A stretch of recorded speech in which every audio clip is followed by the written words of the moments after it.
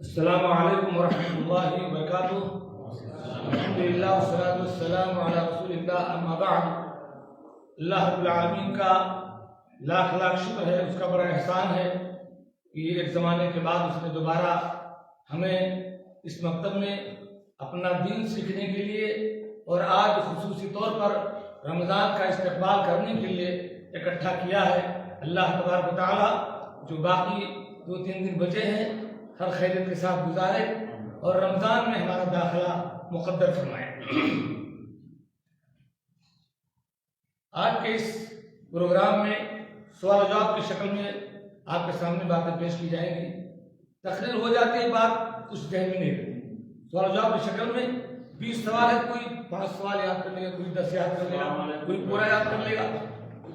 تو انشاءاللہ شیخ شفیق صاحب، شیخ الرحمان صاحب جو جالیات اور جگہ کے داعی ہیں، وہی آج کے مہمان ہیں، انہی کا پروگرام ہے. بس میں کوشش کروں گا کہ سوال میں کروں اور جواب وہ دیں. پروگرام کی ابتدا میں بس ایک حدیث آپ کی خدمت میں پیش کرتا ہوں. اللہ کے نبی صلی اللہ علیہ وسلم کی صحیح حدیث ہے. آپ نے ارشاد فرمایا: الصلوات الخمس والجمعۃ الی الجمعہ ورمضان الی رمضان مکفرات لما بینہن اذا اجتنبت الکبائر. 5 نمازیں اور جمعہ دوسرے جمعہ تک اور رمضان اگلے رمضان تک، بیچ کے تمام چھوٹے گناہوں کے لیے کفارہ بن جاتے ہیں. سارے گناہ ان کی وجہ سے اللہ تبارک و تعالیٰ معاف کر دیتا ہے. اتنا بڑا مقام ہے 5 نمازوں کا، اتنی بڑی فضیلت ہے جمعہ کا، اور اتنی بڑی اہمیت ہے رمضان کے اس مہینے کا، جس کے استقبال کے لیے ہم یہاں پر بیٹھے ہیں. اب میں شیخ شفیق صاحب سے سوالات آپ کے سامنے رکھوں گا اور آپ جوابات سنیے اور ادھر بھی نظر رکھیے. انہی میں سے کچھ باتیں خارجی طور پر 10-15 منٹ میں آپ کے سامنے رکھی جائیں گی اور آپ جواب دیجیے گا. پہلا سوال یہ ہے کہ ماہ رمضان کی فضیلت کیا ہے، اس کی اہمیت کیا ہے؟ یہ شیخ شفیق صاحب اپنے طور پر جواب دیں. السلام علیکم ورحمۃ اللہ وبرکاتہ. الحمد للہ رب العالمین والصلاة والسلام علی نبینا محمد وعلی آلہ وصحبہ اجمعین. دینی میری بھائی دوستو، سب سے پہلے اللہ رب العالمین کا شکریہ ادا کرتے ہیں کہ اللہ رب العالمین نے ہم تمام لوگوں کو یہ سنہرا موقع عنایت فرمایا جس میں ہم آپ بیٹھ کر کے ماہ رمضان کے تعلق سے چند معلومات حاصل کریں گے. اسی طریقے سے ہم شکریہ ادا کرتے ہیں جمعیت دعویٰ البصر کے ذمہ داران کا، بالخصوص ہمارے شیخ محترم شیخ عبدالحق حفظ اللہ کا، جنہوں نے مجھے سنہرا موقع عنایت کیا. اور ہم آپ لوگوں کے شکرگزار ہیں کہ آپ لوگوں نے اپنی ساری مشغولیت کو چھوڑ کر کے آپ یہاں اللہ کی خاطر، دین کی خاطر اکٹھا ہوئے ہیں. اللہ سے دعا کہ اللہ تعالیٰ ہم تمام بھائیوں کی اس بیٹھک کو قبول فرمائے، جس کے ذریعے سے گناہ کو معاف فرمائے، جس کے حلال میں برکت دے، اور ہمیں صحیح معنوں میں ماہ رمضان کے آمد کا انتظار اور اس کے استقبال کرنے کی توفیق دے. آمین یا رب العالمین. سوال کیا گیا ہے کہ ماہ رمضان کی کیا خصوصیات ہیں، کیا فضیلتیں ہیں. یقیناً ماہ رمضان وہ مبارک مہینہ ہے جس کے ایسے خصوصیات اور ایسے فضائل حاصل ہیں جو دوسرے مہینوں کو حاصل نہیں ہیں. وہ مہینہ جس مہینے میں قرآن کو نازل فرمایا گیا، یہ مہینہ رمضان کا مہینہ قرآن کا مہینہ ہے، اس میں قرآن نازل کیا گیا. ایک فضیلت. دوسری خصوصیت یہ ہے کہ اس ماہ رمضان میں ایک رات ایسی رات ہے جس رات کو عبادت کر لینا 1000 مہینے کی رات سے بہتر ہوگا، 1000 مہینے سے بہتر ہوگا. وہ شب قدر ہے، اور اسی مہینے میں وہ رات ہے جس رات میں آنے والے سال بھر کی ساری چیزوں کا فیصلہ کر کے اللہ رب العالمین وہ ذمہ داریاں فرشتوں کے حوالے کرتا ہے.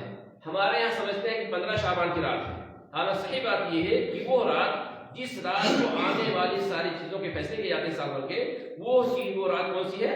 شب قدر ہے، لیلۃ القدر ہے، جیسا کہ قرآن مجید کے حوالے سے واضح ہے. اسی طریقے سے اس مبارک مہینے کی ایک خصوصیت یہ حاصل ہے کہ اس مہینے کی آمد پہلی رات کو جب چاند نظر آتا ہے اسی وقت روزانہ یہ اعلان ہوتا ہے: یا باغ الخیر اقبل، اے خیر کرنے والے، اچھے عمل کرنے والے، اس مبارک مہینے میں آگے بڑھو، زیادہ سے زیادہ خیر حاصل کرو۔ یا باغ شر، اور اے گناہ کرنے والے، حرام کام کرنے والے، اس مبارک مہینے میں اپنے آپ کو بالخصوص حرام کاموں سے روک لیں۔ یہ بشارت روزانہ، اور روزانہ آواز آتی ہے کہ روزانہ ہر رات کو اللہ تعالیٰ اپنے مومن بندوں کی گردنوں کو جہنم کی آگ سے آزاد کرتا ہے۔ یہ خصوصیت صرف ماہ رمضان حاصل ہے، روزانہ یہ آواز آتی ہے۔ اسی طریقے سے اس ماہ رمضان میں رمضان کا روزہ فرض کیا گیا ہے۔ یہ روزہ رکھنا فرض ہے، واجب ہے، اس کا انکار کرنا کفر ہے۔ اور اگر کوئی انسان ماہ رمضان کا روزہ نہیں رکھتا ہے، ایسا انسان گویا کہ گناہ کبیرہ کا ارتکاب کرتا ہے۔ اسی طریقے سے اس مہینے کے اندر ہمیں تراویح کی نماز کا حکم دیا گیا ہے، اور تراویح کی نماز پڑھنے کی بڑی فضیلت بیان کی گئی ہے۔ نبی فرمایا من قام مع الامام حتى ينصرف كتب له قيام الليل، کہ جو انسان قیام اللیل کرے، تراویح کی نماز پڑھے اور امام تک باقی رہے، یعنی امام تک کے ساتھ میں رہے، تو اس کو پوری رات کے قیام اللیل کا ثواب ملے گا۔ اسی طریقے سے اس مبارک مہینے میں عمرہ کرنے کا ثواب یہ ہے کہ انسان حج کا ثواب پائے گا۔ جو انسان اس رمضان کے مہینے میں عمرہ کر لے اس کو حج کا ثواب ملے گا۔ تو خلاصہ یہ ہے کہ اس ماہ رمضان کی بہت ساری خصوصیات حاصل ہیں جو دوسروں کو مہینے کو حاصل نہیں ہے، اس لیے ہمیں اس کا استقبال کرنا چاہیے۔ تو کچھ گرمی لگتی ہے، ایک آدھ مدیر چالو کیا جائے، ایک آدھ چالو کر دو۔ تو رمضان کی فضیلت سمجھ لیا آپ نے، سوال میں بتائیے گا۔ اب دوسرا سوال ہے روزے کی فضیلت کیا ہے، روزے کی فضیلت کیا ہے، اور روزہ رکھنے کا مقصد کیا ہے؟ سوال کیا گیا ہے کہ ماہ رمضان میں روزوں کے فضائل کیا ہے، اس کی فضیلت کیا ہے۔ دیکھیے قرآن مجید اور حدیث رسول کی روشنی میں روزہ رکھنے کی بہت ساری فضیلتیں آئی ہیں۔ میں انتہائی اختصار کے ساتھ چند فضائل کی طرف اشارہ کرتا ہوں۔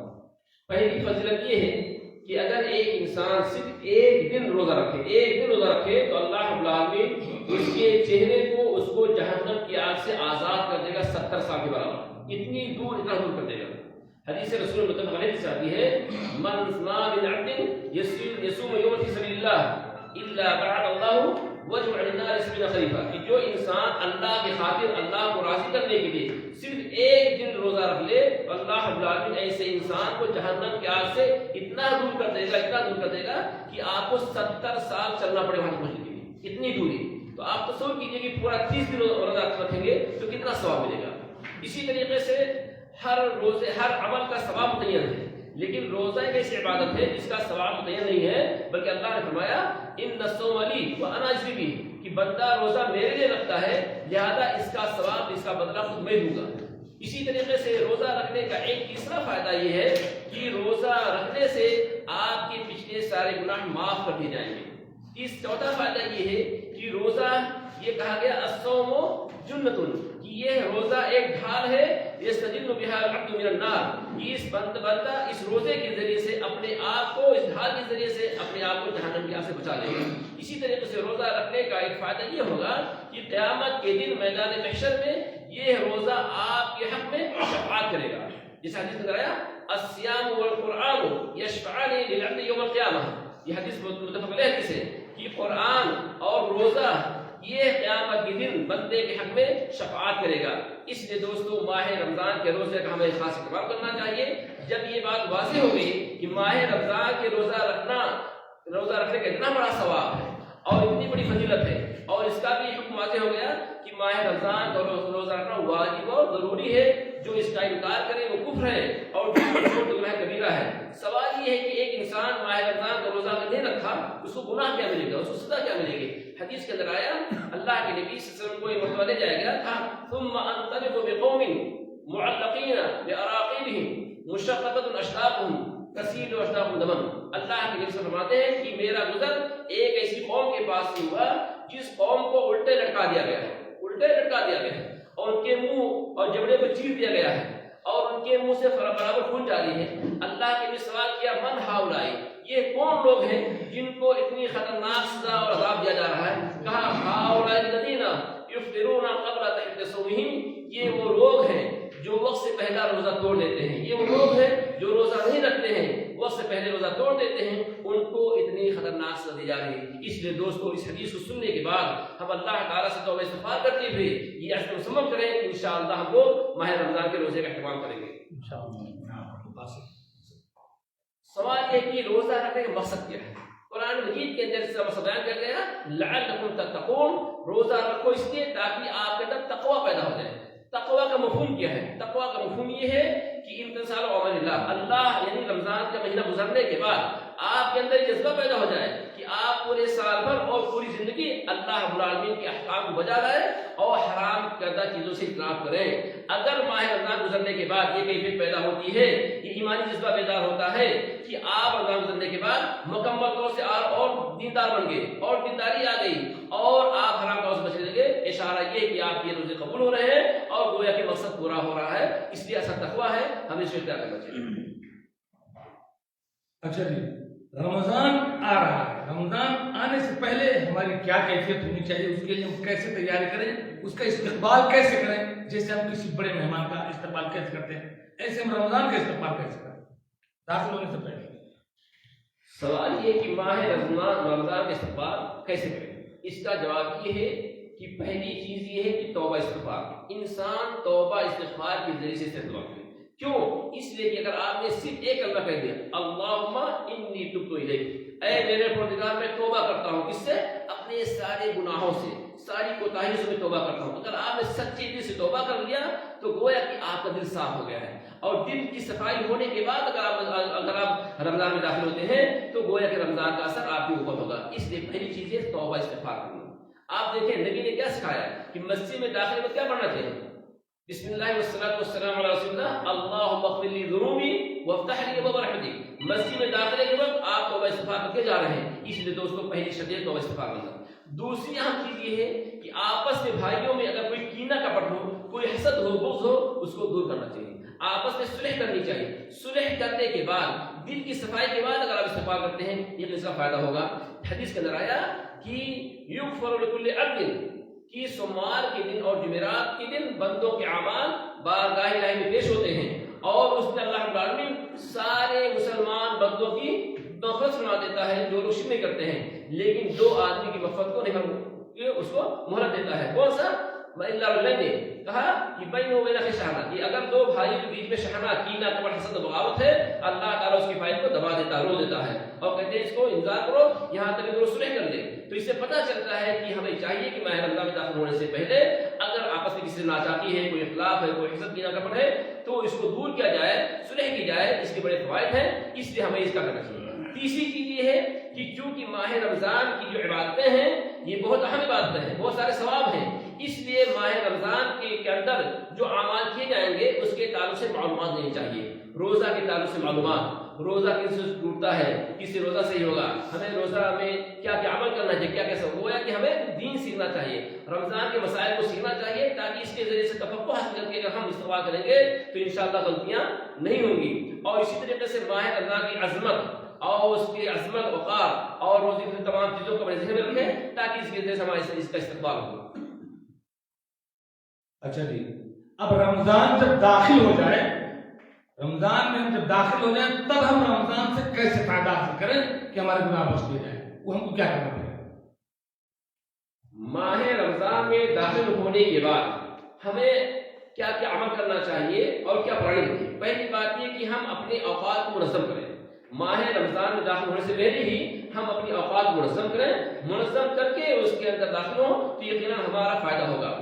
پہلی چیز ہے کہ ماہ رمضان کا روزہ رکھنا، اس کا جو ثواب بتایا گیا ہے اس کو اپنے ذہن دماغ میں رکھیں، اس کی روشنی میں آپ اپنے آپ کو آگے بڑھائیں. دوسری چیز یہ ہے کہ ماہ رمضان یہ شہر قرآن ہے، قرآن کا مہینہ ہے، لہذا اس میں زیادہ سے زیادہ قرآن مجید کی تلاوت کی جائے. سلف کہتے ہیں کہ اس میں قرآن کی تلاوت کرنا زیادہ افضل عمل ہے، لہذا ہمیں قرآن کی تلاوت کرنی چاہیے. اسی طریقے سے ماہ رمضان یہ دعاؤں کا مہینہ ہے، مغفرت کا مہینہ ہے، رحمتوں کا مہینہ ہے، برکتوں کا مہینہ ہے، لہذا یہ ساری چیزیں سمیٹنے کے لیے ہم اپنے آپ کو وقف کر دیں اللہ کے لیے اور اس میں اس کا صحیح استعمال کریں. اسی طریقے سے بالخصوص ماہ رمضان میں 5 ٹائم نماز کی پابندی کرنا، روزہ سے کہیں زیادہ اہم نماز کی پابندی ہے. ہمارے یہاں کتنے لوگ ایسے ہیں جو بیچارے روزے کا تو اہتمام بہت کرتے ہیں، روزہ رکھتے ہیں لیکن نمازیں نہیں پڑھتے ہیں. سوال یہ ہے کہ ایک انسان روزے کا اہتمام کرے، روزے دار ہے لیکن بے نمازی ہے، تو کیا اس کے روزہ رکھنے کا کوئی ثواب ملے گا؟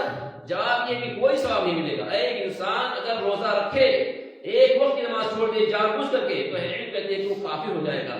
حدیث رسول آتی ہے بین العبد وبین الکفر ترک الصلاۃ، کہ بندے اور کفر کے درمیان جو فرق کرنے والی چیز ہے، جو حد فاصل ہے، وہ نماز ہے، وہ نماز ہے۔ اسی طریقے سے کہا گیا ایک مومن بندہ اگر مسجد میں جاتا ہے تو گواہی دے دو کہ یہ بندہ مومن ہے، ایک بندہ مسجد میں نہیں جاتا ہے تو گویا کہ وہ مومن نہیں مانا جائے گا۔ اس لیے دوستو کوشش یہ کریں کہ پہلے نمازی بنے، نمازی بننے کے بعد روزے کا اہتمام کریں، روزہ دار بنے تو یقیناً روزہ فائدہ ہو جائے گا۔ لیکن اگر آپ بے نمازی ہو کے روزہ دار بنتے ہیں تو کوئی فائدہ نہیں ہے، جیسا کہ اہل علم کہتے ہیں۔ اس لیے روزے کا اہتمام، اسی طریقے سے فرض نمازوں کے ساتھ ساتھ ہمیں قیام اللیل، تراویح کی نماز کا اہتمام کرنا چاہیے۔ کتنے ہمارے بھائی ایسے ہیں فرض نماز پڑھ کے فوراً مسجد سے بھاگتے ہیں، ان کو ایسا سمجھ میں آتا ہے کہ لگتا ہے یہ مسجد جیل ہے، اور مسجد سے نکلنے کے بعد مسجد کے اطراف میں مسجد کے ارد گرد بیٹھ کھڑے ہو کر باتیں کرتے ہیں، تراویح ختم ہونے تک وہی کھڑے ہیں اور وہی گپ شپ کرتے ہیں۔ یہ کیا عقل و شعور ہے؟ اس لیے دوستو فرض نماز کے ساتھ ساتھ تراویح کی نماز کا بھی اہتمام کیا جائے، کیونکہ اللہ نے فرمایا من قام رمضان ایمانا واحتسابا غفر له ما تقدم من ذنبه، کہ جو انسان رمضان کے مہینے میں قیام اللیل کر لے اس کے گزشتہ سارے گناہ معاف کر دیے جائیں گے۔ آدھا گھنٹہ، 15 منٹ، 25 منٹ میں آپ قیام اللیل اور تراویح کی نماز پڑھ سکتے ہیں، لہذا اس سنہرے موقع کو ہاتھ سے نہ جانے دیں۔ اسی طرح سے قیام اللیل کا اہتمام کیجیے، اور اسی طریقے سے اعتکاف کا اہتمام کیجیے، اور عمرے کا اہتمام کیجیے۔ یہ سارے اعمال ہیں جس کے ذریعے سے ہم ماہ رمضان سے فائدہ اٹھا سکتے ہیں۔ اچھا جی، اصولی طور پر روزہ کو توڑنے والی چیزیں کیا ہیں؟ وہ بہت سارے سوال کرتے ہیں روزہ توڑنے کے بارے میں، لیکن اصولی طور پر کچھ باتیں آپ جان لیں کہ وہ چیزیں اگر ہیں اور اس میں جو چیز داخل ہوگی اس میں روزہ توڑ جائے گا، تو وہ اصولی چیزیں کیا ہیں؟ وہ اصولی چیزیں جن کے ذریعے جن کی وجہ سے روزے ٹوٹ جاتے ہیں، وہ اصولی طور پر 3 چیزیں ہیں۔ پہلی چیز عقل، کھانا، یعنی کھانے سے چیزیں روزہ ٹوٹ جائے گی۔ دوسری چیز ہے پینا، پینے والی چیزیں، کوئی چیز آپ پیئیں گے اس سے روزہ ٹوٹ جائے گی۔ تیسری چیز ہے جماع، بیوی سے ملنا، ہم بستری کرنا۔ یہ بنیادی 3 اصولی چیزیں ہیں جس کے ذریعے سے کرنے سے روزہ ٹوٹ جائے گا، فاسد ہو جائے گا۔ اسی کے تحت اہل علم نے بہت ساری چیزیں داخل کی ہیں۔ مثال کے طور پر کھانے اور پینے میں چیزیں جو داخل کی ہیں، سوال یہ ہے کہ گلوکوز جو ہمارے پانی چڑھاتے ہیں، بوتل چڑھاتے ہیں، یا اسی طریقے سے وہ انجیکشن جو بطور خوراک کے چڑھایا جاتا ہے، لگایا جاتا ہے، تو کہتے ہیں کہ وہ انجیکشن جو بطور خوراک اور طاقت میں لگائی جاتی ہے اس کے لگانے سے روزہ ٹوٹ جائے گا۔ لیکن وہ انجیکشن جو بطور علاج کے لیے ہو، جس کے لگانے سے بھوک اور پیاس کو کوئی اثر نہیں کرتا ہے، ایسا انجیکشن لگا سکتے ہیں۔ لیکن یہ انجیکشن لگانا صحیح نہیں ہے، یا گلوکوز پانی چڑھانا، اس کی وجہ سے پیاس بجھ جاتی ہے، بھوک مٹ جاتی ہے، تو ایسا انجیکشن لگانا صحیح نہیں ہے۔ اسی طریقے سے عمدن قے آ جائے، ایک آتے ہیں کہ انسان کو بیٹھا تھا، ایسے قے ہو گئی، کچھ چیزیں اس پیٹ سے نکل گیا، تو قے آنے سے بغیر عادت ہو گیا تو اسے ضرورت نہیں پڑے گا۔ لیکن اگر جان بوجھ کے کوئی آدمی قے کرے، نکالے، تو اس سے روزہ ٹوٹ جائے گا، جیسا کہ ابو داؤد کی روایت ہے من زرع القے فلیس علیہ القضاء ومن استقاء فعلیہ القضاء، کہ جس انسان کو بساتے خود قے آ جائے تو اس کا روزہ نہیں چھوٹے گا، اس پر قضا نہیں ہے، لیکن جو جان بوجھ کے کوشش کرے اور قے لے کے آئے تو اسے روزہ ٹوٹ جائے گا۔ اسی لیے اللہ کے نبی نے فرمایا کہ روزے کی حالت میں جب آپ وہ کلی کریں تو اس میں مبالغہ آرائی سے کام نہ لیں۔ کیوں؟ آپ مبالغہ آرائی کریں تو پانی جا سکتا ہے، کچھ کر سکتی ہیں، تو پتہ چلا قے ہے۔ اسی طریقے سے جو ہے کہا جائے گا کہ اگر عورت روزہ رکھی ہے اور دن میں اس کو حیض آ گیا یا نفاس خون آ گئے تو اس کے کرنے سے روزہ فاسد ہو جائے گا، ٹوٹ جائے گا۔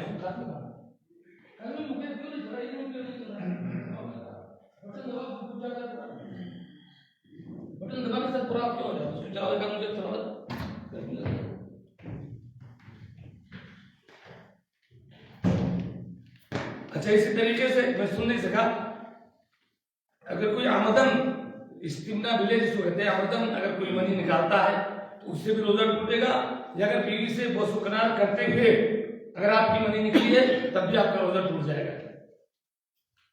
اور اگر کوئی سب آدمی دن میں سو رہا ہے اور اس کو احترام ہو گیا تو اس کا حکم کیا ہے؟ کہا جائے گا کہ اس کا روزہ صحیح مانا جائے گا۔ آدمی سو رہا ہے، یہ اللہ کی طرف سے ہوا تو اس کا روزہ صحیح مانا جائے گا، لیکن آدمی کوئی رنگین فلمیں دیکھ رہا ہے، کوئی چیز دیکھ رہا ہے، اسے ہو رہا ہے، نہ چلے آگے والا بند کر دیں، باقی کوئی چلے گا۔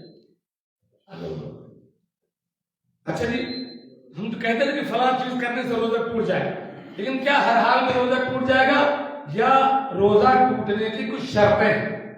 وہ شرائط سے بتائیں گے. وہ شرائط اگر نہیں ہے تو کسی بھی چیز سے روزہ نہیں ٹوٹنے والا. یہ بات جان لیجیے, بہت اہم بات ہے. وہ شرط سن لیجیے, وہ شرط اگر نہیں پائے گی تو اسی چیز سے آپ کا روزہ نہیں ٹوٹنے والا.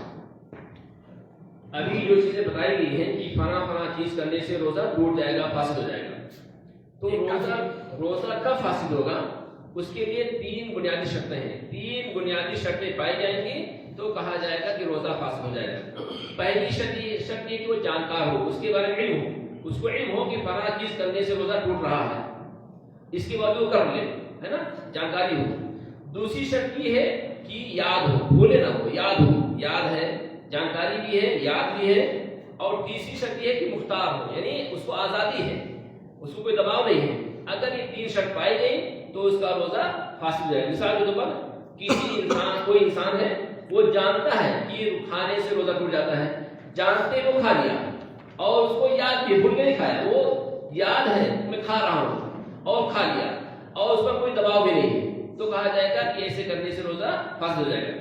لیکن کسی شخص کو دباؤ ڈالا گیا, نہیں آپ کو روزہ توڑنا ہے, نہیں روزہ توڑیں گے تو آپ کے اوپر جو ہے ہم یہ کر دیں گے, وہ کر دیں گے, قتل کر دیں گے, تو اپنی جان کو بچانے کے لیے اس نے روزہ توڑ دیا, تو کہا جائے گا کہ وہ روزہ توڑ دے گا, اس کو روزہ نہیں ٹوٹا مانا جائے گا, اس کو روزہ صحیح مانا جائے گا, کیونکہ وہاں دباؤ آ گیا. کیونکہ قرآن کی آیت ہے وَمَنْ كَفَرَ بِاللَّهِ بَعْدَ إِيمَانِهِ إِلَّا أُكْرِهَ وَقَلْبُهُ مُطْمَئِنٌ بِالْإِيمَانِ, کہ جس انسان جو آدمی اللہ پر ایمان لانے کے بعد لیکن دباؤ کی وجہ سے, مجبوری کی وجہ سے وہ وہاں کفر یا کوئی کلمہ کہہ رہا ہے, لیکن اس کا دل مطمئن ہے اس پر, ایمان پر, اللہ پر مطمئن ہے, تو کہا گیا کہ اس پر عذاب نہیں ہے. تو اگر کوئی زبردستی کیا ہے تو آپ پر گویا کہ روزہ صحیح مانا جائے گا. تو شرط یہ ہے کہ جانکاری ہونی چاہیے, علم ہونا چاہیے, اور یاد ہونا چاہیے, اور آپ مختار ہو, تو 3 چیزیں پائی جائیں گی تو روزہ فاسد ہو جائے گا.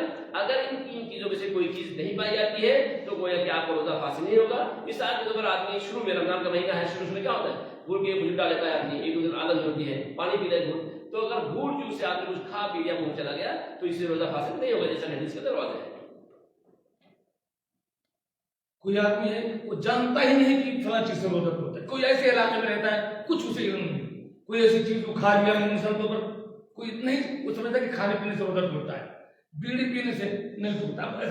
کوئی ایسے علاقے میں رہتا ہے, کوئی جنگل میں آدمی, اسے پتہ ہی نہیں کسی کو, تو وہ اس کو علم کا مطلب جو ہوتا ہے کوئی چیز اس کا ہمیں علم ہی نہیں کسی روزہ. اچھا جی, کچھ چیزیں عوام میں مشہور ہیں کہ اس سے ٹوٹ جائے گا, اس سے ٹوٹ جائے گا, اس سے ٹوٹ جائے گا, حالانکہ ان چیزوں سے روزہ نہیں ٹوٹتا ہے. تو شاید کچھ چیزیں جو ذہن میں وہ بتا دیں, لوگ سمجھتے ہیں کہ اس سے روزہ ٹوٹ جائے گا, حالانکہ اس سے روزہ نہیں ٹوٹتا ہے. ابھی آپ کو بتایا گیا کہ وہ سب چیزیں جس کے کرنے سے روزہ ٹوٹ جاتا ہے, ہمیں بتا معلوم ہو چکا ہے. آئیے دیکھیں, بہت ساری چیزیں ایسی ہیں جو ہمارے عوام میں مشہور ہیں کہ اس کے کرنے سے مکروہ ہو جائے گا, اس کے کرنے سے روزہ ٹوٹ جائے گا, حالانکہ صحیح بات ہے کہ نہیں. انہی میں سے روزے کی حالت میں سر پہ تیل رکھنا, خوشبو لگانا, سرما لگانا, یہ ساری چیزیں ایسی ہیں جس کے کرنے سے روزہ فاسد نہیں ہوگا. اسی طریقے سے ایک آدمی دھوپ میں, تپش میں کام کیا, گھر پہ آیا, وہ نہایا, نہانے کے بعد کپڑا بھگو لیا, چادر بھگو لیا اور لپیٹ لیا تاکہ تھوڑا سا ٹھنڈک محسوس ہو جائے, اور اس پہ سر پہ کوئی کپڑا رکھ لیا یعنی پانی میں تر کر کے, تو کہا ان تمام چیزوں کرنے سے روزہ مکروہ نہیں ہوگا. جیسا کہ ابن عمر کے بارے میں آتا ہے کہ وہ اپنے کپڑوں کو پانی میں بھگو لیتے تھے اور اپنے اوپر لپیٹ لیتے تھے تاکہ ان کو تھوڑا راحت محسوس ہو جائے. تو ایسا سلف سے ثابت ہے, لہٰذا اس کرنے سے روزہ مکروہ نہیں ہوگا. اسی طریقے سے روزے کی حالت میں دن میں ناخن کاٹنا, بال کاٹنا, موچھ کاٹنا, ان تمام چیزوں سے روزہ فاسد خراب نہیں ہوتا ہے, ایسا کرنا صحیح ہے. اسی طریقے سے روزے کی حالت میں اگر انسان سو رہا ہے, جیسے بتایا گیا کہ سو رہا ہے اور اس کو احتلام ہو گیا, بغیر قصد ارادے کے ہو گیا, تو کہا جائے گا کہ اس کا روزہ صحیح مانا جائے گا, اس کا روزہ فاسد نہیں ہوگا. تو اسی طریقے سے یعنی روزے کی حالت میں جو ہے ہمارے یہاں مسواک کا مسئلہ ہے. ہمارے یہاں وقت کی تعین کرتے ہیں کہ فلاں ٹائم سے لے کر فلاں ٹائم تک مکروہ ہے, فلاں ٹائم سے فلاں ٹائم تک اجازت ہے. صحیح بات یہ ہے کہ روزے کی حالت میں زیادہ سے زیادہ مسواک کرنا چاہیے, اور مسواک کرنا یہ سنت ہے. اللہ کے نبی صلی اللہ علیہ وسلم روزے کی حالت میں مسواک بھی کرتے تھے, لہذا دوستوں روزہ مسواک بھی کریں, صحیح ہے. منجن کا مسئلہ سوال ہے کہ منجن یہ جو ہے نا, منجن اس پہ تو کیا اس کو کر سکتے کر سکتے, اہل علم کہتے ہیں جائز کر سکتے ہیں. شرط یہ ہے کہ احتیاط کریں کہ آپ کے منہ میں نہ اندر نہ جائے, کوشش کریں. اگر آپ اس پر کنٹرول کر سکتے کریں, نہ تو نہ کریں. جیسا کہ دلیل اس کی ہے خلاص کرتے ہیں کہ اگر ضرورت پڑنے پر آپ چیک کر سکتے ہیں کہ یا کھانے میں نمک پڑا نہیں پڑا، جیسے عورت ہو کھانا بنا رہی ہے تو وہ ضرورت پڑنے پر چیک کر سکتی ہے، جب چیک کرے گی تو زبان میں رکھے گی اور اس کو کر کے پھینک دے گی، ہے نا، اندر نہیں جائے گی. تو کہتے ہیں جب اس کا ٹیسٹ آپ محسوس کر رہے ہیں تو ایسے ہی منجن ہے، تو منجن کا ٹیسٹ محسوس ہوتا ہے لیکن اندر نہیں جا رہا ہے، زبان کے اندر رہتا ہے، تو اہل کہتے ہیں کہ کرنا جائز ہے. منجن کے لوگ کوئی بھی مسواک کرنے کے لیے سب کا ٹیسٹ محسوس ہوتا ہے. حتیٰ کہ آپ وضو کرتے ہیں تو آپ محسوس کرتے ہیں، اگر آپ دھوپ میں گئے تھے کمین سے آئے اور آپ ٹھنڈا پانی سے وضو کر رہے ہو تو آپ احساس ہو رہا ہے کہ ہمیں ٹھنڈا پانی اچھا لگ رہا ہے. تو اس یعنی کسی چیز کے احساس کرنے سے روزہ مقبول نہیں ہوتا ہے. اس لیے ابن عمر نے ابن عباس نے ایک قاعدہ بیان کیا کہ الصوم مما دخل وليس مما خرج، ہے نا، کہ روزہ ٹوٹتا ہے اندر جانے سے، انسان کے جسم سے کوئی چیز نکل جائے سے روزہ نہیں ٹوٹتا. یہ بھی ذہن رکھیں، خون ہے، مثال کے طور پر آپ ناخن کاٹ رہے ہیں یا کہیں آپ کو چوٹ لگ گئی ہے، آپ کو خون نکل گیا تو خون نکلنے سے بھی روزہ نہیں ٹوٹتا ہے. تو خون ڈونیشن دینے سے، نکلوانے سے. اچھا، اگر خون آپ نکالتے ہیں تحلیل کے لیے، چیک اپ کے لیے، تو اتنے نکالنے سے آپ کی صحت پہ، آپ کے روزے پہ کوئی اثر نہیں پڑ رہا ہے تو اس کو جائز مانا گیا. لیکن اگر آپ خون دے رہے ہیں، زیادہ دے رہے ہیں، مثال کے طور پر آپ کسی کو تبرع خون دے رہے ہیں، دم دے رہے ہیں، یعنی 1 پاؤ 2 پاؤ کچھ زیادہ خون دے رہے ہیں، تو اہل کہتے ہیں کہ اس کے دینے سے آپ کا روزہ فاسد ہو جائے گا، کیونکہ اس کا اتنا زیادہ خون نکالنے سے آپ کی صحت پہ، روزے پر اثر پڑتا ہے، اس لیے اتنا خون نکالنے سے روزہ فاسد ہو جائے گا. اس کا خاص خیال.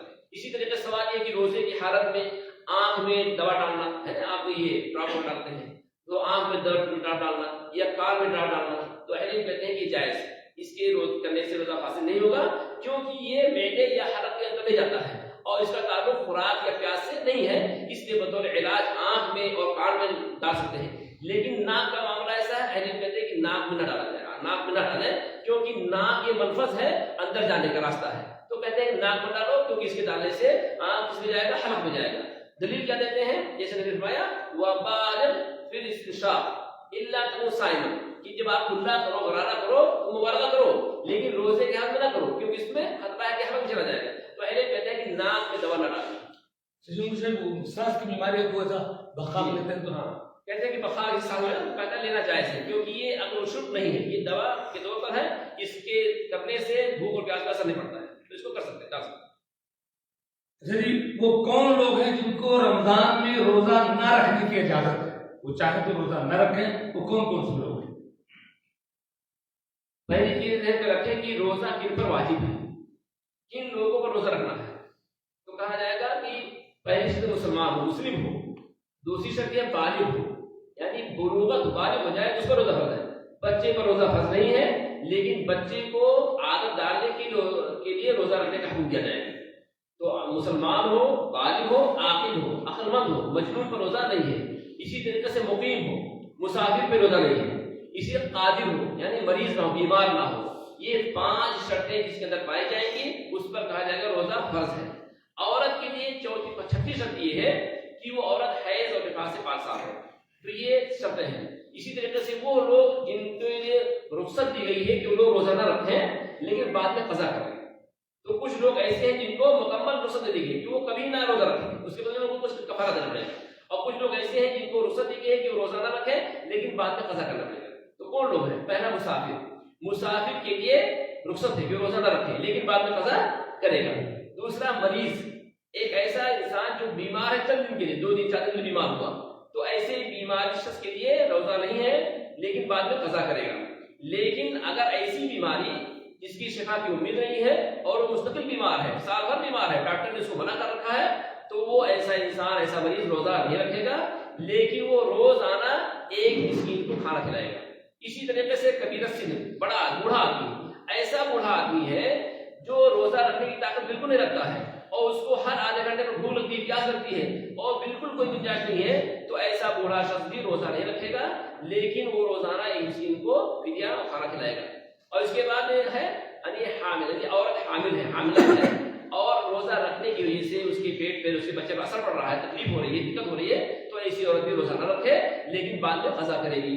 اسی طریقے سے دودھ پلانے والی عورت، ایک عورت دودھ پلا رہی ہے، اپنے بچے کو دودھ پلا رہی ہے اور صرف اس کے پاس دودھ، وہی اس کا دودھ ہے، اس کے پاس پیسے نہیں ہے، غربت ہے، غریبی ہے، خرید نہیں سکتی ہے، بڑے مسائل ہیں اور صرف دودھ پلا رہی ہے اور روزہ رکھنے کی وجہ سے دودھ کم ہو رہا ہے، بچے کی خوراک نہیں پورا ہو رہا ہے، تو ایسی عورت بھی روزہ نہیں رکھے گی لیکن بعد میں وہ قضا کرے گی. सफर वाला मसला ये कि सफर में रोजा रख लेना अफजल है या न रखना अफजल है, या किस सफर में रोजा रखना अफजल है और किस सफर में न रखना अफजल है, ये चूंकि अमूमन पेश आती बात। हाँ, सवाल है कि जैसे बताया गया कि मुसाफिर को रुख्सत दी गई है कि रोजा ना रखे, लेकिन सवाल है कि सफर में रोजा रखना अफजल है या रोजा ना रखना छोड़ देना अफजल है। इसके ताल्लुक से तफसील कहते हैं कि अगर आप सफर कर रहे हैं और सफर करने वाले की निगाह में ये चीज है कि उसकी निगाह में रोजा रखना और ना रखना दोनों बराबर है, यानी रोजा रखने की भी ताकत है और ना रखना भी उसकी है, दोनों बराबर है।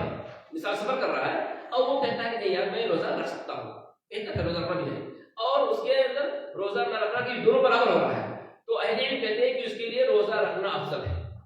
क्या कहते हैं? अफजल है कि वो रोजा रखना। क्यों?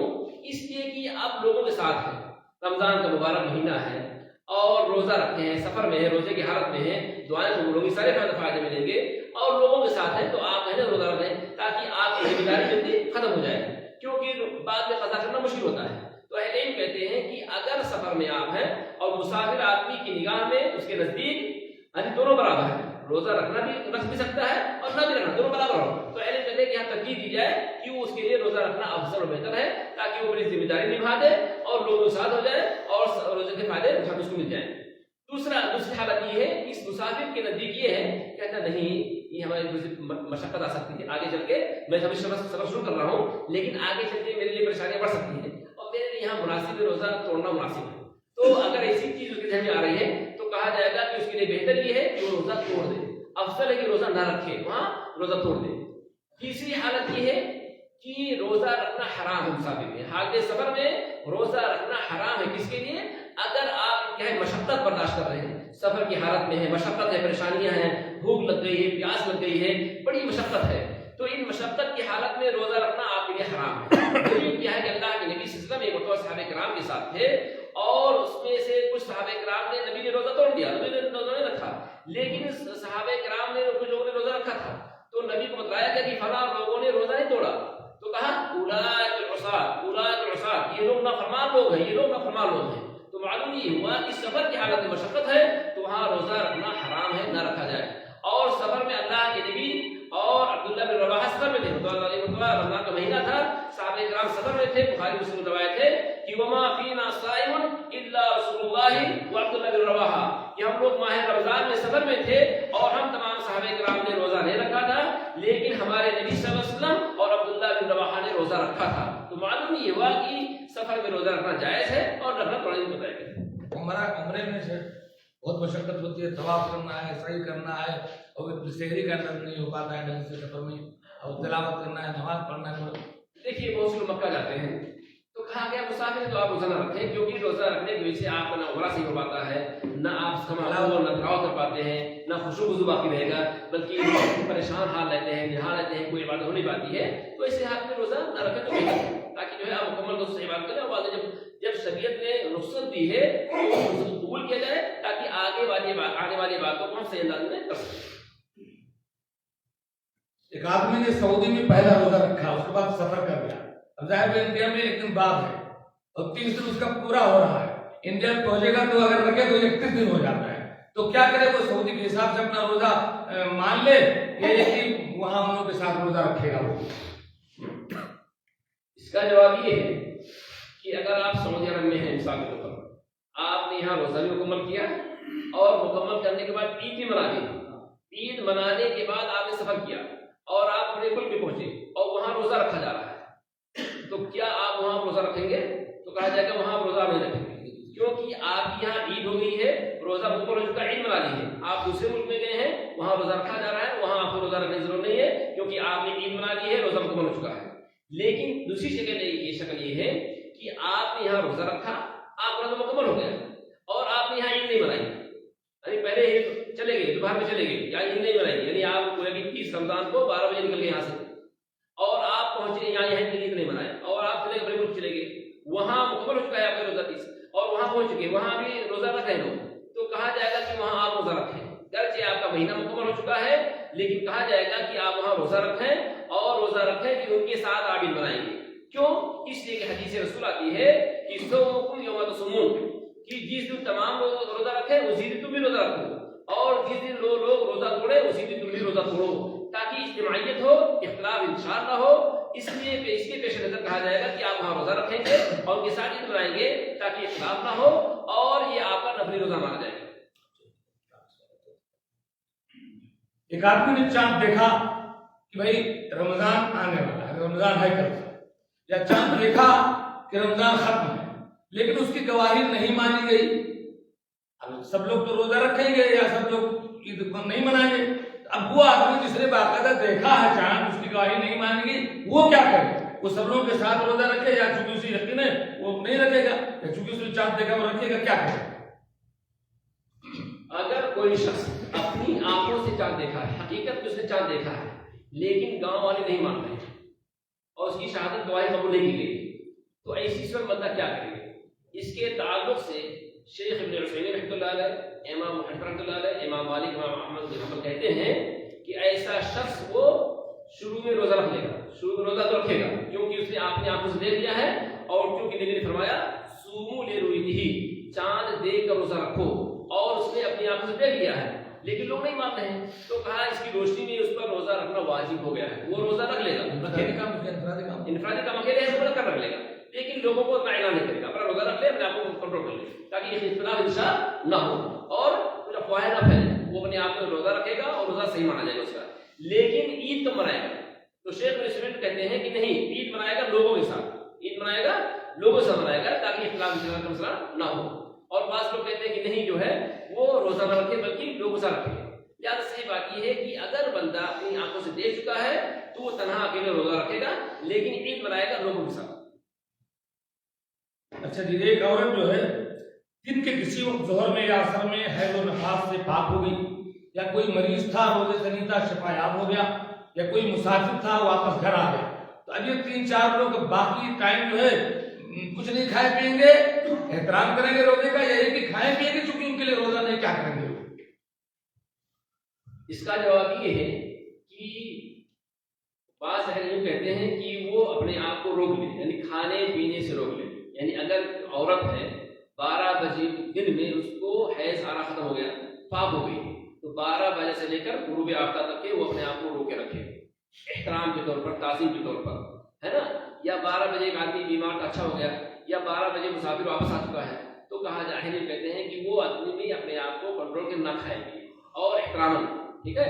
دلیل دیتے ہیں فمن شہد منکم الشہر فليصم، کہ تم میں سے جو انسان ماہ رمضان کو پالے وہ روزہ رکھے، ہے نا؟ یہ تو کہتے ہیں کہ یہاں جو معنی تھی وہ معنی رکاوٹ ختم ہو گئی، جب معنی رکاوٹ ختم ہو گئی تو وہاں سے لے کر وہ اپنے آپ کو کنٹرول کر لیں، حالانکہ روزہ نہیں مانا جائے گا، قضا اپنی کریں گے، لیکن اس کے برعکس بعض اہل کہتے ہیں کہ نہیں، کیونکہ اس کا روزہ نہیں ہے اور اس کو نہیں رکھنا ہے تو وہ کھا بھی سکتے ہیں، لہٰذا کہتے ہیں کہ صحیح بات یہ ہے کہ وہ کھا بھی سکتے ہیں، لیکن شرط یہ ہے کہ لوگوں کے سامنے نہ کھائیں، وہ اکیلے تنہائی میں کھائیں تاکہ لوگوں کو اس کا احساس نہ ہو اور تاکہ ان کا دل نہ ٹڑمائے ہو، لہٰذا وہ عورتیں کھا بھی سکتی ہیں، لیکن شرط یہ ہے کہ چپکے سے کھائیں، لوگ سامنے نہ کھائیں تاکہ اس کا احترام باقی رہے۔ ایک آدمی جس نے روزہ نہیں رکھا، بوڑھا ہو سکتا یا ایسا مریض دائمی مریض ہے، ظاہر بات ہے وہ اس کو ہر روزہ کے بدلے ایک مسکین کو کھانا کھلانا ہے، لیکن کیا ایسا کر سکتا ہے کہ وہ جتنا پیسہ لگ رہا ہے 30 مسکین کو کھانا کھلانے میں، اتنا سارا پیسہ کسی مریض کو، کسی فقیر کو، کسی ضرورت مند کو اتنی رقم صدقے میں دے دے؟ ایسا کر سکتا ہے کہ اس کا جواب یہ ہے کہ وہ شخص جو بڑھاپے کی وجہ سے یا مرض کی وجہ سے روزہ نہیں رکھ رہا ہے، ایسے شخص کے لیے کہا گیا کہ وہ بطور کفارہ ایک مسکین کو کھانا کھلائے گا، تو ایک مسکین کو کھانا کھلانا واجب ہے، اس کے بدلے میں پیسہ نکالنا جائز نہیں ہے، اس کے بدلے میں پیسہ نکالنا جائز نہیں ہے، کیونکہ قرآن مجید کے اندر جو لفظ آیا ہے طعام مسکین، کہ ایک مسکین کو کھانا کھلانا ہے، لہذا کھانا کھلایا جائے گا، اس کے بدلے میں غلہ دے سکتے ہیں، غلہ دیجیے، لیکن اس کے بدلے میں پیسہ نکالنا، رقم نکالنا جائز نہیں ہے۔ کیا ہر روزے کے لیے الگ الگ روزانہ نیت کرنا ضروری ہے یا رمضان شروع ہوتے ہوئے ایک بار نیت کر لینا کافی ہے؟ سوال یہ کہ کیا روزانہ آپ روزے کی نیت کریں گے کہ رمضان کے پہلے رات آئی داخل ہوگی اس میں نیت کافی ہے؟ تو اس کے تعلق سے شیخ ابن عثیمین رحمۃ اللہ فرماتے ہیں کہ یہ گویا کہ کانٹینیو عبادت ہے، جو عبادت کانٹینیو ہوتی ہے اس کے اندر ایک مرتبہ نیت کر لیں گے اور ایک کام چلتا رہے گا، تو کہتے ہیں یہ صوم تطابع ہے، کانٹینیو ہو رہا ہے، لہذا آپ پہلے دن آپ نے نیت کر لی ہے، یہی نیت پورا مہینہ چلتا رہے گا، آپ کو روزانہ ہر رات کو نیت کرنے کی ضرورت نہیں ہے۔ اور بعض اہم کہتے ہیں کہ نہیں روزانہ کرو، کیوں؟ اس لیے کہ جس طریقے سے نماز پڑھتے ہیں ہر نماز کے لیے نیت مستقل ہوتی ہے، ایسی اس کے لیے روزانہ کرو۔ صحیح بات یہ ہے کہ ہر مسلمان بندہ رمضان میں داخل ہوتے ہی اس کی پوری نیت ہوتی ہے کہ ماہ رمضان پورا ہمیں روزہ رکھنا ہے، اور اس کو روزہ رکھنے کی نیت ہو چکی ہے، لہذا اس کو تجدید کرنے کی ضرورت نہیں ہے اور وہ برقرار رہے گا۔ مثال کے طور پر نیت کسے کہتے ہیں؟ آپ نے الارم لگایا کہ ہمیں اٹھنا ہے، سحری کرنا، یہ آپ کی نیت ہے، آپ کی دل میں سوچ میں ہے کہ نہیں مجھے روزہ رکھنا ہے، یہ آپ کی نیت ہے، تو روزانہ اس کو تجدید کرنے کی ضرورت نہیں ہے، نہ زبان سے کہنے کی ضرورت ہے۔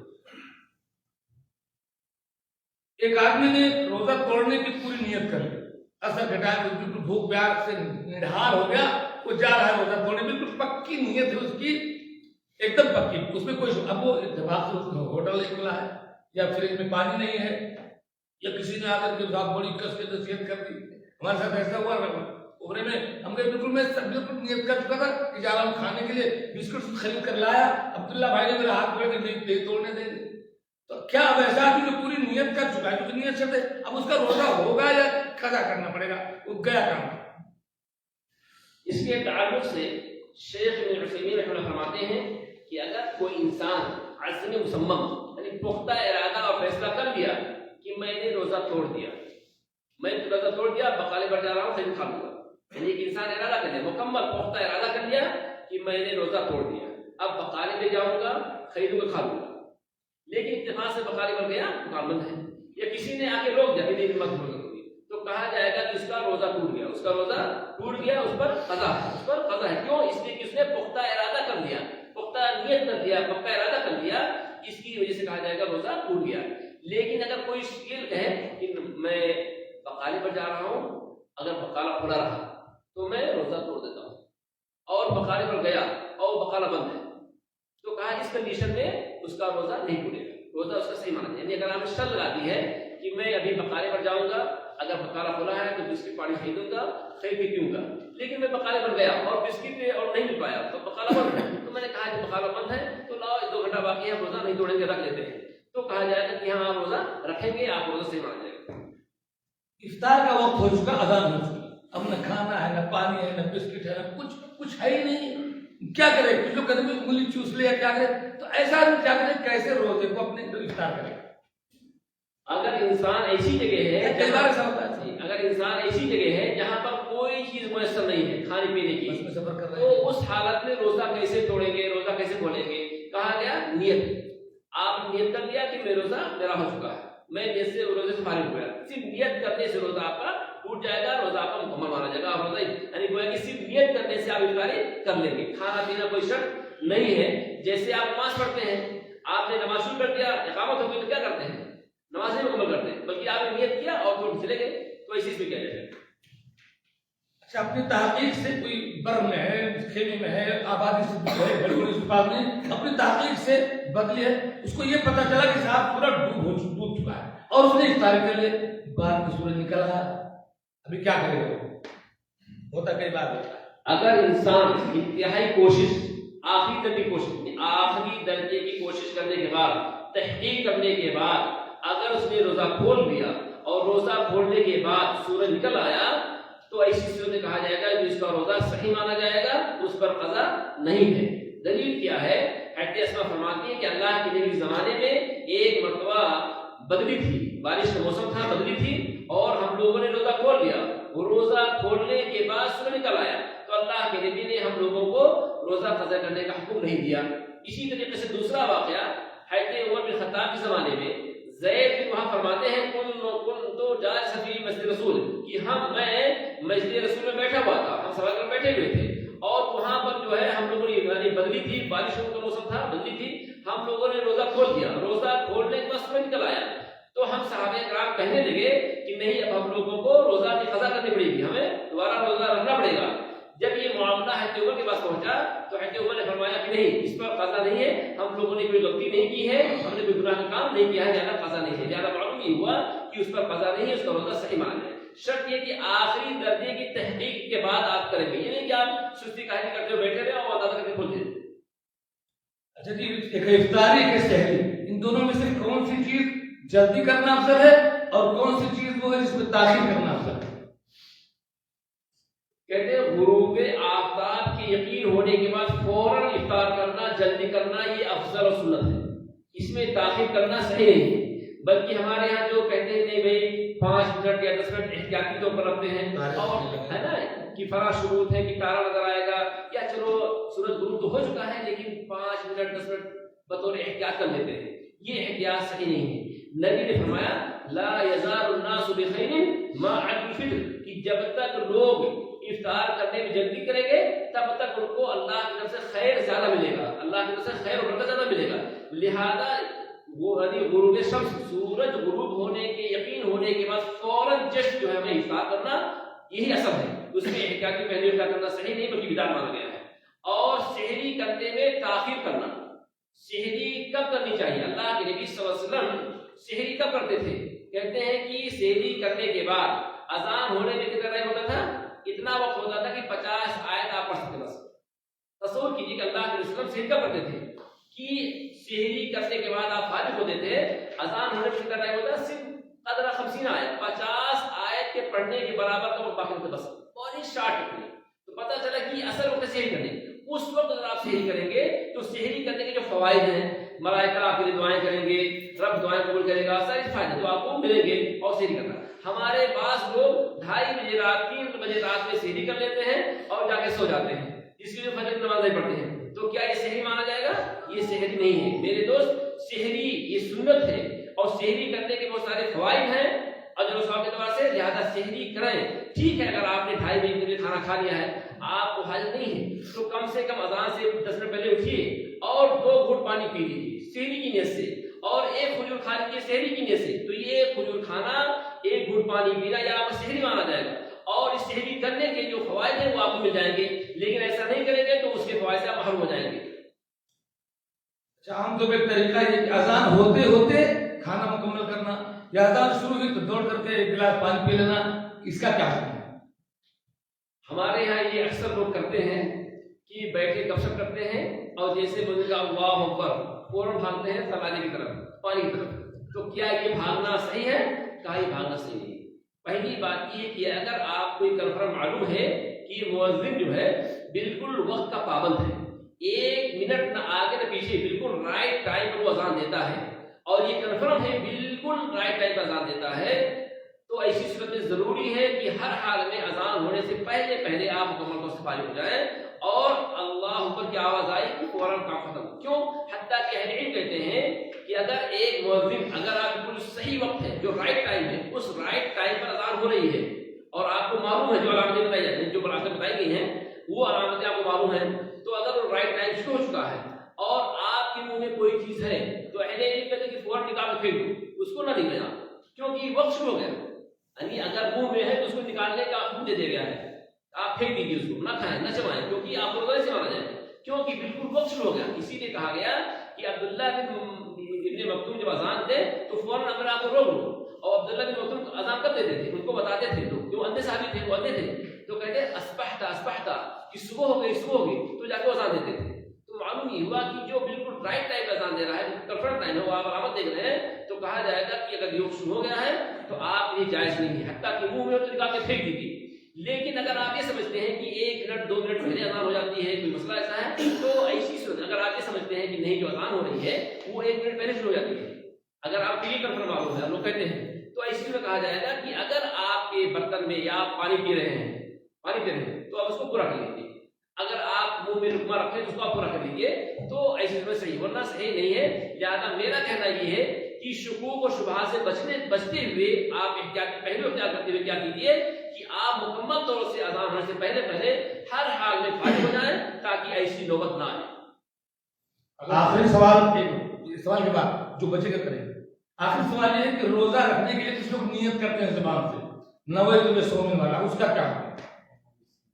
کہتے ہیں کہ ہر عبادت کے لیے نیت ضروری ہے، لیکن نیت کی کوئی بھی عبادت قبول نہیں ہوتی ہے، یہ تمام کا اتفاق ہے۔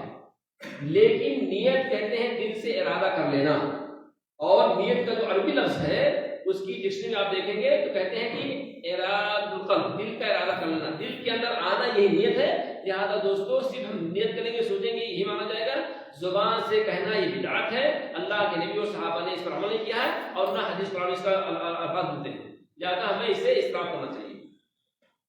آپ کیا کہیں؟ میں یہ کہہ رہا تھا کبھی کبھی ایسا ہو جاتا ہے کہ آدمی دیر سے اٹھا 2-4 منٹ باقی رہ گئے ہیں اور وہ جلدی جلدی سے جو ہے نا کھانا کھا رہا ہے، پانی پی رہا ہے، اذان بھی ہو گئی، تو وہ کیا کرے؟ اتنا تو کھا لینا 1-2 منٹ میں، دیر سے اٹھا وہ آنکھ نہیں کھلی اس نے۔ نہیں کوئی تو ایک سوال اور بھی اس پہ ایک رہ گیا کہ ایک آدمی تھکا ہوا آ رہا ہے اور مغرب سے پہلے سو گیا، گہری نیند میں ہوا، فجر کے بعد اس کی آنکھ کھلی، اذان ہونے کے بعد، ابھی وہ کیا کرے؟ دیکھیے مغرب سے پہلے سو گیا اور فجر کی اذان کے بعد اٹھا، تھکا ہارا تھا، کہیں سفر سے آیا تھا۔ دیکھیے سوال یہ ہے، ہمارے ہمارا ایک سوال ہے کہ ایک انسان سو گیا، تاخیر سے اٹھا اور بالکل اذان کے قریب اٹھا اور کھا رہا تھا، جو اذان ہونے تو کیا کرے؟ ہم کہتے ہیں کہ جیسے اذان اللہ ہوا فوراً آپ پورا کام مت کر دیجیے، پورا کام مت کر دیجیے اور کوئی گنجائش نہیں کہ اذان ہوتے آپ کھاتے رہیں، کیونکہ اذان ہوتی ہے اس کے ٹائم پر، زیادہ صحیح نہیں ہے، زیادہ سے بچیں۔ اچھا جی، اب یہ وقت چونکہ نہیں ہے تو ہم سوال کا انداز ایسا کریں گے کہ الگ سے بلا لینا میں ہم نہ لیں، میں سوال کرتا ہوں، اپنی اپنی جگہ پر آپ جواب دیں گے، سب کا نام میں لکھ لوں گا، اس کے بعد آئیں گے انعام اٹھا کر کے ایک بار فوٹو لے لیں گے، یہاں سے کیا کر کے جو لوگ جواب دیں گے ان کا آپ ویڈیو بنائیے۔ جی پہلا سوال یہ ہے کہ قرآن جو ہے لیلۃ القدر میں اترا، کون سے ایسے کتنے لوگ ہیں جن کو وہ صورت یاد ہے جس میں کہ لیلۃ القدر میں قرآن اترا؟ کھڑے ہوئے جن لوگوں کو صورت یاد ہے کہ لیلۃ القدر میں قرآن اترا ہے وہ لوگ کھڑے ہو جائیں۔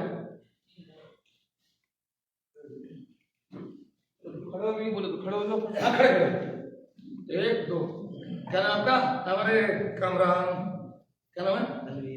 تنویر، ارشد، شاد، ابھی جی کیا جہیر، اظہر، جمیل، عمران، اقبال سناؤ آپ۔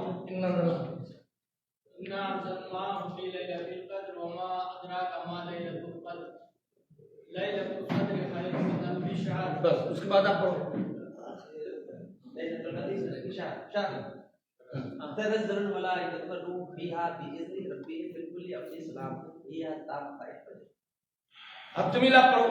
بسم اللہ الرحمن الرحیم، بدلو پڑھو۔ انا انزلناہ فی لیلۃ القدر، لیلۃ القدر خیر من الف شہر، تنزل الملائکۃ والروح فیہا بإذن ربہم من کل امر سلام ہی حتی مطلع الفجر۔ ایک سوال یہ ہے، آپ بھی یہ بات میں کھڑے ہوئے، اچھا بات میں کھڑے ہوئے، لکھ لیتا ہوں، آپ سنا دیجیے اچھے سے۔ کیا نام آپ کا؟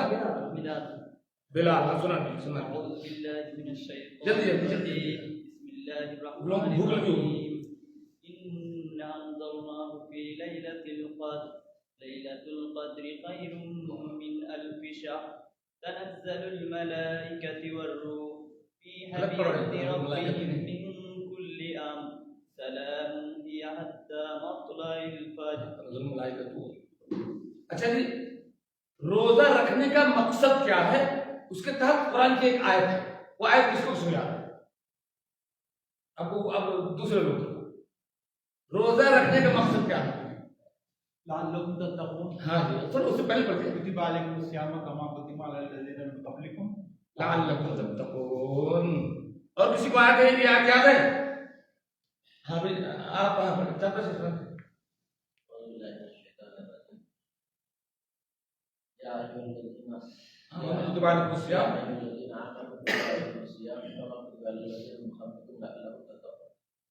کیا کہا گیا اس میں؟ ہمارے ارشد بھائی کیا کہا گیا اس میں؟ روزہ رکھنے کا کیا مقصد بتایا گیا؟ اے ایمان والو، تم پر روزے فرض کیے گئے ہیں جس طرح سے پہلی امتوں پر روزے فرض کیے گئے، لعلکم تتقون، تاکہ تم تقوی حاصل۔ تقوی ہے، روزے کا مقصد کیا ہے؟ تقوی ہے جی، ماشاءاللہ۔ اچھا جی، ایک سوال ہے کہ رمضان کی بہت ساری فضائل آپ کے سامنے بیان کی، کوئی 2 فضیلت بیان کر، جتنے لوگ جانتے ہیں سب کھڑے ہو سکتے ہیں۔ رمضان کی فضیلت، پہلے سوال تھا نا کیا کیا فضائل، بہت سارے فضائل بیان کیے گئے، اس میں کوئی 2 فضیلت رمضان کی بیان کرو، رمضان کے مہینے کی۔ जो लोग जवाब दे चुके हैं वो नहीं, बाकी लोग उठो, मुबारक मुबारक बताओ। हाँ सलीम उठो। हाँ रमजान की एक फजीलत ये है कि वो क़यामत दिन अपने बंदे के लिए शफाअत करेगी, और दूसरी फजीलत ये है कि एक रमजान दूसरे रमजान के बाद जो छोटे गुनाह होते हैं वो माफ कर दिए जाते हैं। आप और इसके अलावा और कोई? रमजान की ये फजीलत है कि रमजान के महीने के उम्रा हज के बराबर सवाब। क्या बात है, क्या बात है। और माशाअल्लाह कुछ न कुछ पकड़े रहता है। दो फजीलत बता दी है। रमजान के महीने में एक सूरत आया यानी ये 83 साल 4 महीने का गुनाह 1 रात जागने से माफ।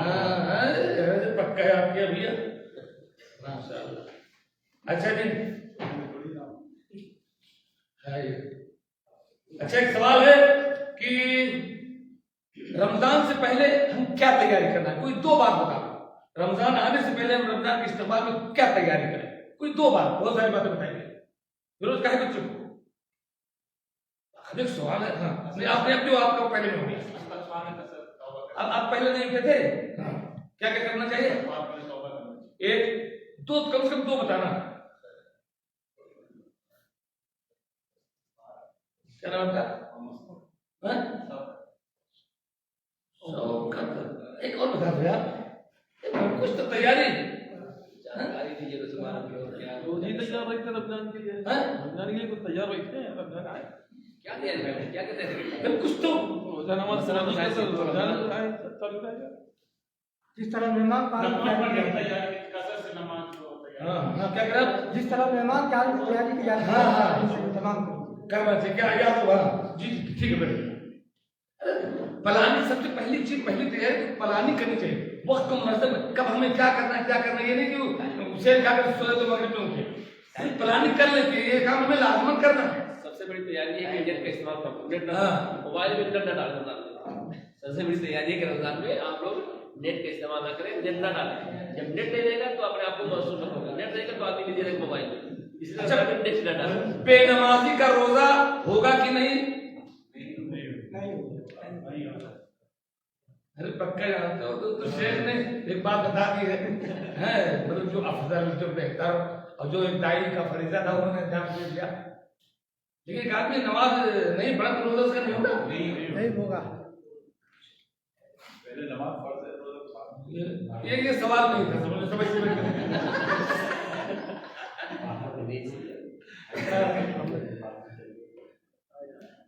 तुम लोग क्या कहोगे? तो रोजा ना रखो जो लोग रख रहे हैं। होगा क्यों नहीं रोजा उसका बेनमाजी का? हाँ होगा। वो अंदर से देखो, इसमें इस मसले में है खिलाफ। अगर जो आदमी कतान नहीं पड़ता है, कतान नहीं पड़ता है, तो उसको रोजा रखना बेकार है। लेकिन अगर आदमी पढ़ता है, तो छोड़ता है, सुस्ती करता है, तो इंशाल्लाह उसका गुनाह अपना अलग है, लेकिन रोजा उसका हो जाएगा। वो काफिर नहीं है अगर वो कभी पढ़ता कभी छोड़ता है गफलत से। तो अल्लाह रहमतुल्लाह अलैह अगर कतन कभी नहीं पढ़ता है तो उसको तो मुसलमान नहीं है। अच्छा जी, उसूली तौर पर आपके खड़े हो, उसूली तौर पर रोजा तोड़ने वाली कौन कौन सी चीजें हैं? उसूली तौर पर किन किन चीजों से रोजा टूट जाता है? खड़े हो जाओ जो लोग जानते हो। अभी अभी आप लोग नहीं, जो लोग पहले खड़े हो चुके तो फिर नहीं खड़े हो, जो पहले खड़े हो चुके फिर नहीं खड़े हो। जैसे कि खाना खाने से, हाँ पीने से, हाँ हैजा होने से। हैजा हैजा होने से रोजा टूटेगा? आप बताओ, एक आध आप भी बता दो। खाने से और पीने से और सोहबत करने से। हाँ, आपका क्या नाम है? चार बचक भाई हुसैन। अब एक आध बात आप बताइए, और किससे रोज टूटता है? पानी पीने से और औरत के साथ मिलने से। हाँ जी, उसी बात बताइए आप। एक चीज तो मैंने बाद में बताई थी। इंजेक्शन लगाने से, ग्लूकोज लगाने से। हाँ, सिगरेट पीने से क्षमा नहीं किया बीवी से, लेकिन उसको खूब चिपक करके सो गया और खूब उस मस्ती किया, फिर इंतजार हो गया तो मनी निकल गई। हाँ इरादे से। हाँ जी, इरादे से मनी निकालना, चाहे जैसा वैसा वो कहीं भी कुछ करें आप हरकत, इससे भी आपका रोजा टूट जाएगा। अच्छा जी, रोजा टूटने की शर्त क्या है? 3 शर्त शेख ने बताई है। हर आदमी का रोजा नहीं टूटेगा, उसमें कुछ शर्त है तभी टूटेगा रोजा। तो तो रोजा टूटने की शर्त क्या है? रोज एक सवाल का जवाब नहीं दियो। कहाँ है दिमाग का? शर्त क्या है? कब रोजा टूटता है किसी का कोई चीज खाने पीने से या कोई हरकत करने से? कौन जानता है? आप अभी नहीं, कौन जानता है? हाँ, इसे नियत कहते हैं। एक आदमी बकाले पे गया, नहीं वो नहीं उसको है, वो नहीं पूछो। रोजा टूटने की शर्त क्या है? कब रोजा टूटेगा? हमने पिस्टन रख दिया आपके दिमाग पर, पानी पे तो मार दूंगा, आपने खाली टूट गया रोजा। वो 3 शर्त है ये तो। हाँ, अगर कोई आपसे जबरदस्ती करके गन्ना के कह देगा, वो तो एक मैंने बता दिया। जबरदस्ती करके गन्ना के कह देगा कि तुम रोजा तोड़ो जबरदस्ती। हाँ, उसको ना कहो, वो हो गया। तो बात ही तो बताइए। हालात में अगर इंसान खा भी ले तो रोजा नहीं तोड़ेगा। ये तो मैंने बताया, वो तो मैं बता रहा हूँ, आप क्या बताए? तो आप बताए, वो नहीं मानते। अल्लाह के बंदे कितनी, ये मेन चीज तो यही सब याद रखती थी। कोई नहीं जानता है। हाँ, उसको इल्म होना चाहिए। नंबर 1, 3 चीजों से रोजा टूटता है। अगर वो नहीं जानता है, जाहिल है, किसी ऐसी जगह रहता है, तो नहीं टूटेगा उसका रोजा। दूसरी शर्त क्या है? उसको याद होना चाहिए। इल्म भरे, ध्यान ही नहीं, खा लिया, ये सब शर्त है, तब टूटेगा, वरना नहीं टूटेगा। और तीसरी शर्त क्या है? उसके अपने इख्तियार में हो। अपने इख्तियार में मक्खी घुस गई, कुल्ली कर रहा था, पानी चला गया धड़ाम से ज्यादा सा, बेख्तियारी में नहीं टूटेगा। तो शर्त कुछ उसके, ये सब आपको याद रखना चाहिए। अच्छा जी, आवाम में कुछ बातें मशहूर हैं कि फला फला चीज से रोजा टूट जाता है, तो कुछ चीजें गिना सकते हैं कोई वो लोग उठ करके, इतना तो गिना सकते हैं जो लोग, जो आप कोई जवाब दे चुके दूसरे लोग जो जवाब न दिए हैं, मुबश्शिर तुम ही उठ खड़े हो। कुछ चीजें बहुत सारी मशहूर है आवाम में कि इससे रोजा टूटता है, हालांकि नहीं टूटता है। वो क्या क्या चीजें जो मशहूर है लोगों में शकील? आप भी बहुत कोई जवाब नहीं दिए, उठो जवाब कुछ ना कुछ बताओ। हाँ जी, गाली देने से, हाँ, ऐसा मशहूर है कि रोजा टूट जाता है, लेकिन और गंदी बात करने से टूटता है कि नहीं टूटता है? टूट जाते। मैं टूट जाता नहीं, मैं वो पूछ रहा हूँ कि नहीं टूटता, लोग समझते हैं टूट जाता। आप मुझे आवाज में से हैं। चलिए ठीक है, क्या नाम का? गुलजार वकार, माशाअल्लाह, आपने सही कहा। ऐसे ही मशहूर है, मशहूर से आप भी हैं। गुनाह है लेकिन टूटेगा नहीं। अब आप जवाब देकर मैं दूसरे लोग ये फिरोज की पूरी पार्टी दोनों क्यों छुपे हुए? मैं नाम नहीं छोड़ूंगा। विश्वास करने से, विश्वास करने से, तेल लगाने से, सुरमा डालने से, आँख में सुरमा डालने से, आँख में दवाई डालने से, सुरमा डालना, ये बैठ। अच्छा जी,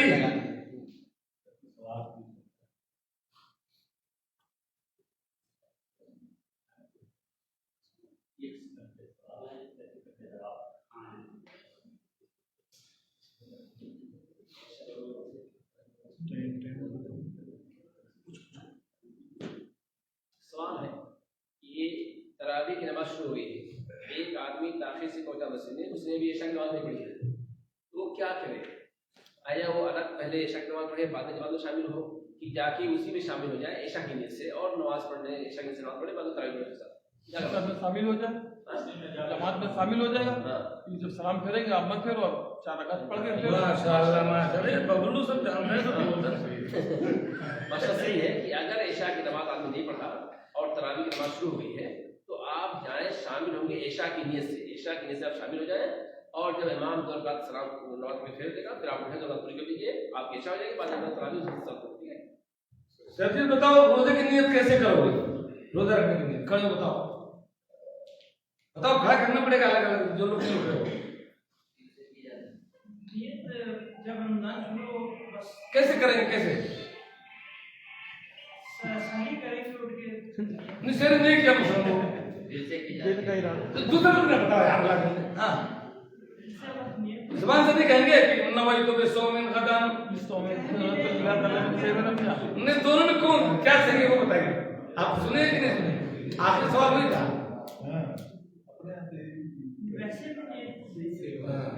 क्या ये नियत है क्या? 20 में देना होता है? मैं तो नहीं, जान लीजिए, आपको मैं से खड़ गया हूँ कि नवाई तो बेसोमिन की जैसे नियत की जाती है अल्फाज के साथ, ایسی کوئی نیت نہیں اللہ کے لیے سنتے ہیں. جیسے نماز کے لیے ہم دل میں نیت کرتے ہیں ایسے ہی دل میں نیت اس کے لیے بھی کریں گے.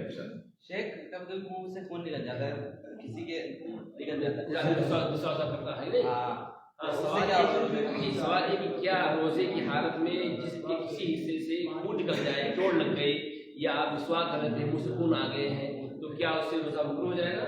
جواب یہ کہ اس سے روزہ مکروہ نہیں ہوگا, روزہ اس کا صحیح مانا جائے گا. مبشر کھڑے ہو, مبشر کھڑے ہو. سفر میں روزہ رکھنا افضل ہے یا نہ رکھنا افضل ہے؟ کوئی فرق نہیں ہے کہ کب نہ رکھنا افضل ہے, کب سفر میں روزہ نہیں بھی رکھ سکتے ہیں. تو کون نہ رکھے, کون رکھ لے بہتر, کس کے لیے بہتر کون رکھ لے؟ سفر میں نہیں رکھ سکتے. سفر والا سفر چلو ملک صاحب ابھی تک میں سفر میں روزہ چھوڑا نہیں ہوں, کیا چھوڑ دینا چاہیے؟ نہیں آپ کے لیے نہیں جائے جائے گا, لیکن وہ میں سے جن کے لیے رکھنا افضل ہے, جو وہ کہا چاہیے نا کہ جو مشقت محسوس کرے اس کو رکھ سکتا ہے. اب یہ کتنے بتائے گا کہ رمضان کا روزہ کس سال میں فرض ہوا ہے اور کس مہینے میں فرض ہوا ہے, یہ بتاؤ. یہ تو نہیں بتائے گا, مطلب نہیں بتایا گیا, لیکن اسے جانکاری ملی ہے کہ رمضان کا روزہ کس مہینے میں فرض ہوا اور کس سال میں فرض ہوا, کس مہینے میں؟ جی ہاں, تو ہجری میں جو ہے نا کس مہینے میں؟ جواب یہ کہ شعبان کے مہینے میں, شعبان کے مہینے میں سن 2 ہجری شعبان کے مہینے میں ماہ رمضان کا روزہ فرض ہے, شعبان کے مہینے میں اور سن 2 ہجری. اچھا جی, اب میں نام پکارتا ہوں, ایک طرف سے آئیں اور جس کو جو انعام پسند ہے وہ اٹھائیں. ٹھیک ہے, سب سے پہلے کامران جلدی آؤ, کوئی ایک انعام اٹھا کر کے جہاں یہاں کرو. دوسرے تنویر, کوئی ایک نام اٹھاؤ. تیسرے ارشد, دیکھیے گا یہ لازمی کے ساتھ بیٹھی بھی ہے. چلو, تیسرے چاند پاشا, چوتھے چاند پاشا ہے, پانچویں اظہر جمیل بھائی, ایک نام بعد میں بلال, مبارک, سلیم, شوکت, یعقوب, سکندر, آصف, حسین, وسیم, وقار, نور محمد, ببلو, شرجیل, مبشر,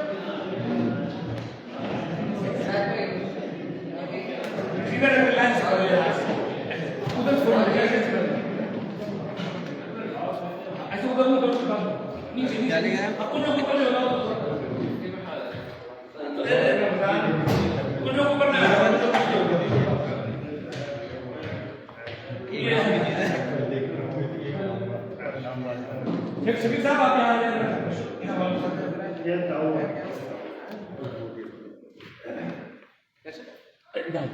انعام دکھاتے ہوئے تھوڑا کھڑے رہے گا, دونوں خودوں کے ہاتھ میں تم اوپر پہ ہو جائے وہاں کھلے ہوئے اور آپ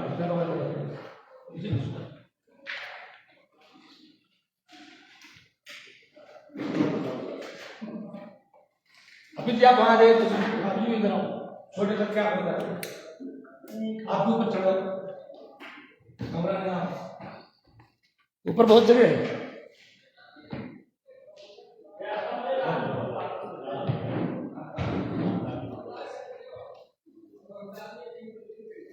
اور دور سے فوٹو لوگ سب لوگ آ جائیں. ہو گیا تو فوٹو لے لے خلاص.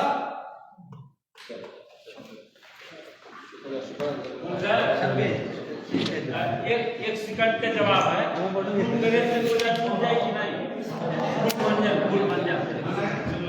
یہ آپ